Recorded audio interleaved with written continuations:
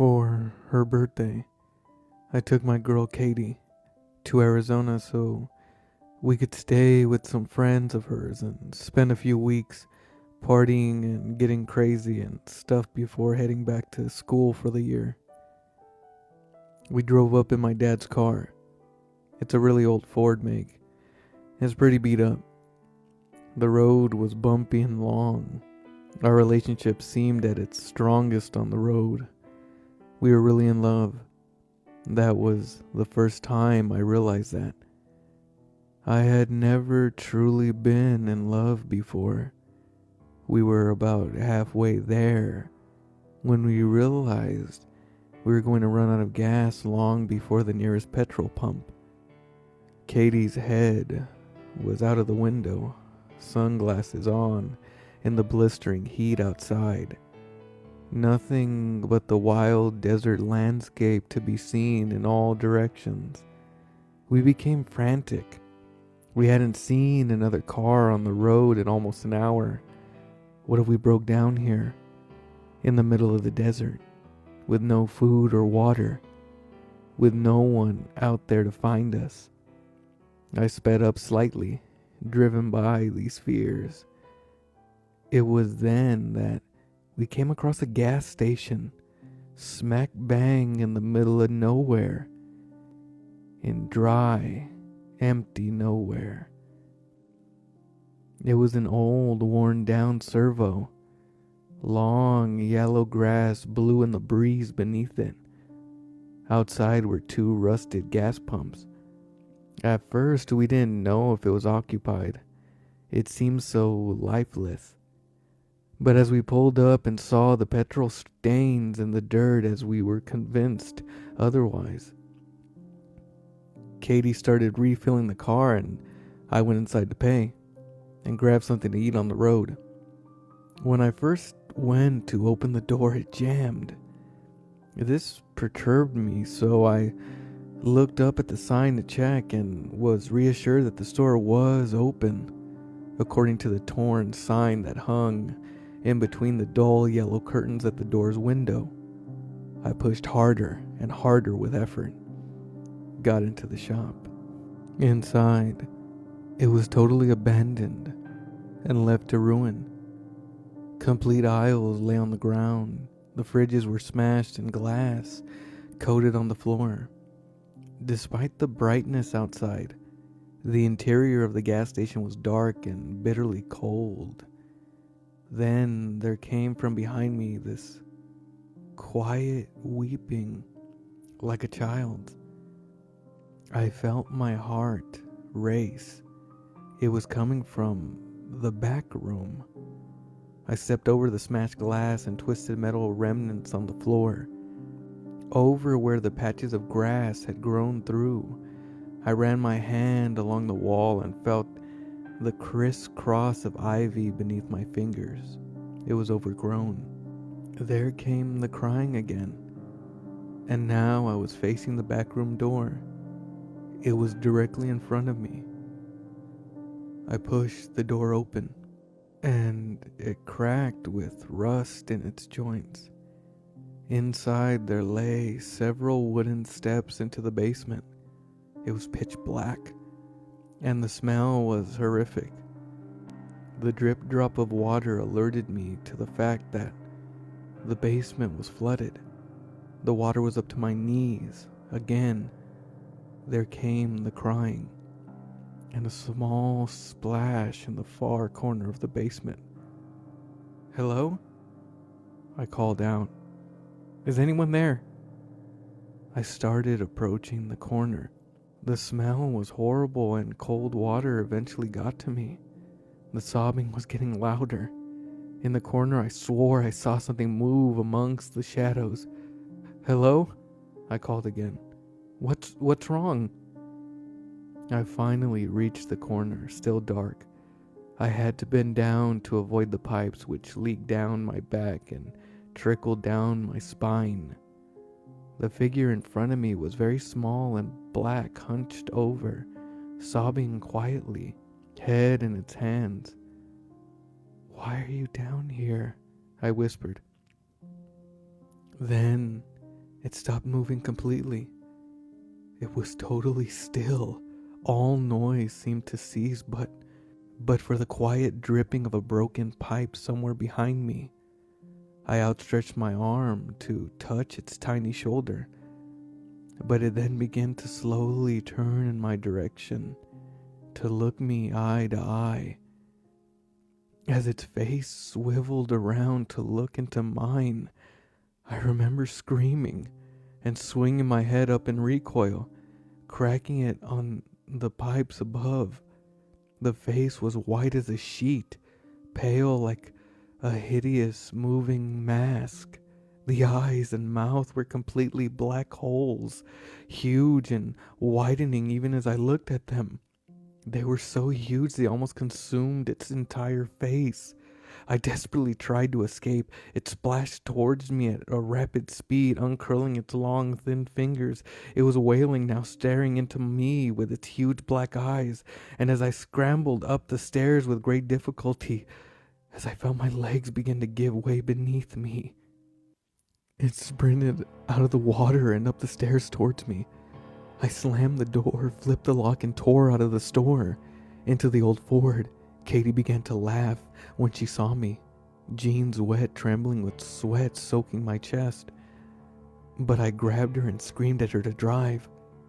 For about a half an hour, I could barely tell her what had happened in the store. She listened and gave me a look of sheer horror. When I finally gave in and told her everything, she pulled the car to the side of the road and began to cry herself. I asked her what was wrong. She said, I saw something while you were gone, when you were in the store. I was just putting the pump back when I saw this little girl and a man, her father, I guess. The father stared at me with blank eyes and a hanging jaw. But the girl, oh God, the girl, she was staring right at me, grinning with this huge smile that just stretched so far across her face. I couldn't see any hair on her, and her skin was so dark. Not dark like a colored girl, but dark like a shadow. And her smile just shone through the window. I convinced myself it was a trick of the eye and looked away. When I looked back, they were gone. Then, a little while later, you came back out. It was dusk by now. We had nowhere to stay. We had not traveled nearly as much as we had hoped to that day, and the nearest motel meant going back past the gas station. So we just drove up from the roadside where we were into the clearing a little way up, where people camp sometimes. We had obviously come to the night after a big party. There was broken glass everywhere when we arrived. However, it was empty. After a while, I tried to reassure her that we were okay. I calmed her down, put my arms around her, and we started to kiss. I moved to get closer to her when she suddenly screamed like hell itself. Oh my God, it's her, it's her. She screeched, fumbling to start up the engine. I turned in time to witness a small black face, grinning literally ear to ear with only darkness inside. It was crawling into the car through my open window, with its limbs splayed out like an insect. It had too many limbs, way too many arms. The fingers filling my face like antennae. We sped off, back down onto the road. Back on the road, nothing seemed right, but there were no stars. That was the first thing I noticed. I was too shaken to think much of it, but there were no clouds that could be blotting them out. There was just the vast night sky, devoid of all light. Then a few minutes after we had been driving forward, still sweating and breathing heavy, we passed the gas station. My heart skipped a beat. The gas station was at least half an hour away in the opposite direction. All the lights were on, and I saw the doors sliding open. As we shot past it, Katie was in such hysterics she found it hard to keep driving. We stopped the car in the middle of the desolate road. I decided we should switch seats so that I could drive. She shuffled across from her seat to mine, and I opened the door to get out. As soon as I was outside, the foul stench from the basement overwhelmed me. I gagged, then vomited down the side of the car. It was then I noticed the running. A pale white thing sprinting towards us through the fog.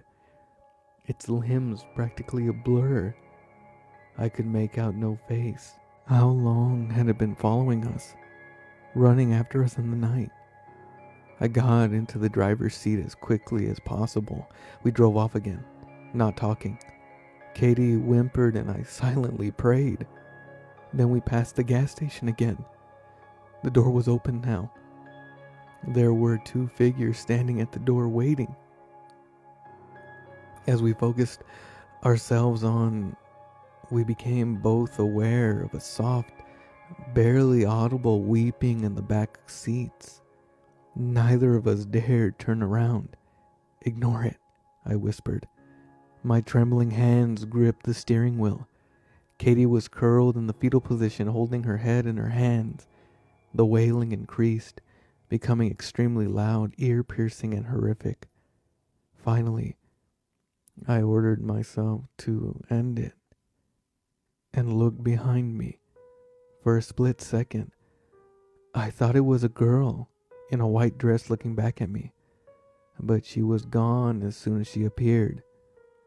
I checked the seats carefully. There was nothing in my tiredness and fear. I had completely lost track of time. I drove on. All through the night, Katie whimpered. I touched her once, but she screamed. I never tried again after that. The noises from the back seat started up again. We passed the gas station twice more. The people at the door were closer and clearer every time. The finest slither of red light had begun to settle on the horizon. It was still dark as hell, but at least I was able to see the road ahead of me now. Katie had been silent, face concealed under her hands for some reason. I decided to check the time, so I turned on the radio. At first, there was only static. Instead of time or anything at all, the digital clock simply appeared black. I fiddled with the dial, trying to change the station. In between the static, I found only one audible channel. It had a high-pitched buzz in the background. A man was muttering names on the numbers underneath his breath.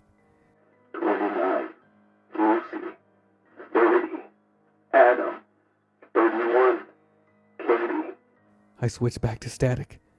I knew which name was next. When we got to Katie's friend's house, it was morning.